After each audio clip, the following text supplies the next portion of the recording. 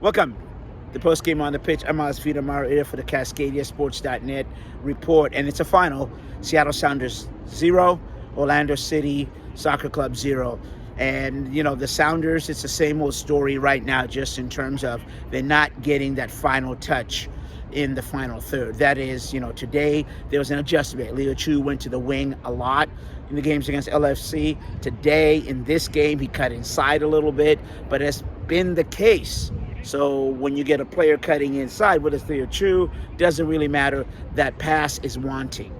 So that means that, the timing is just not there. Defensively, obviously, you like what you saw today, and Sounders getting their 10th shutout, Stefan Fry, in 20 games.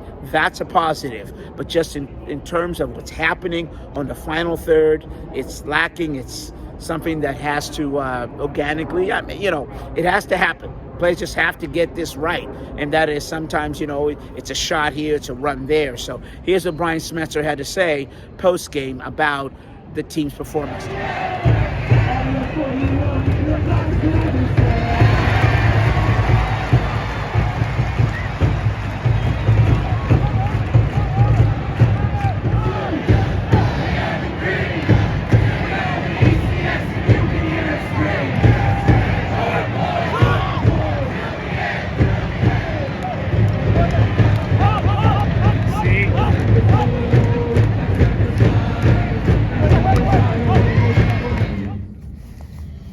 Good start to the first half. I think a good start to the second half. But you're right, we faded a little bit. It's just, the little spells that we have of giving balls away, and then we have to defend again, and then we give it away and defend again. I think that catches up to us sometimes. Extending possessions in their half of the field. Those are all the messages, but we have to execute those as well. I thought we had a good balance of transition moments, and then there were times when, Chu would stop and come back out and we'd sustain possessions. There were other times where he tried to dribble 2-3 guys and lost it. So just some little decision-making things. Cody and Reed on that side, we gotta just keep believing that they can do the job, and, we just gotta keep working at it. But, if Nico's goal goes in, or Hebert had a great chance in the 59, 58 seconds, it was good play. So we just need someone to start scoring goals. Boss. Brian, those little spells. Good or bad ones? Fair enough. We'll go with the bad ones as a coach. Oh, okay. Okay. But yeah, how do you message those? Because obviously they're frustrating. Players don't want to make those mistakes, but they're making those mistakes. So my message is always, did you see this pass over here when you tried to force a ball over here? It's always a learning moment for me. We can't micromanage the players' decisions.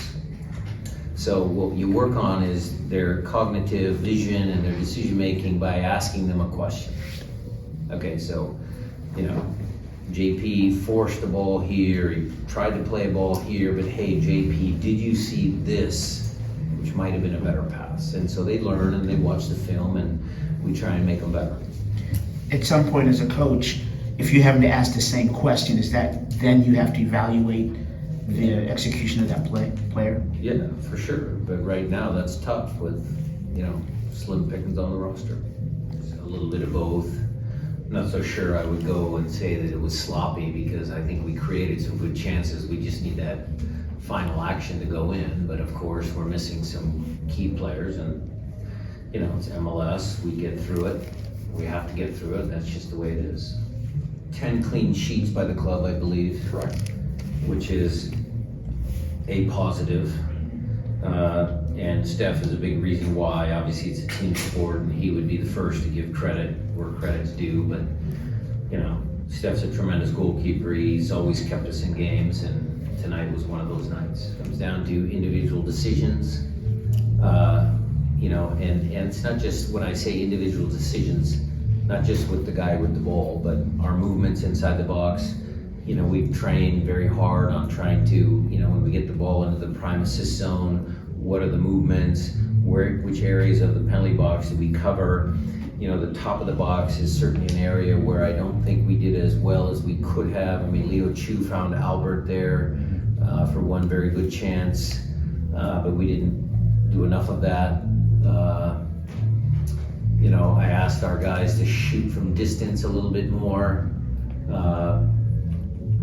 We weren't really effective there. So there's things obviously we need to work on to get the breakthrough and get the team to believe that we can score goals and win games. All right, there you heard it from Brian Smith, just talking about, what, hey, we got to get this down.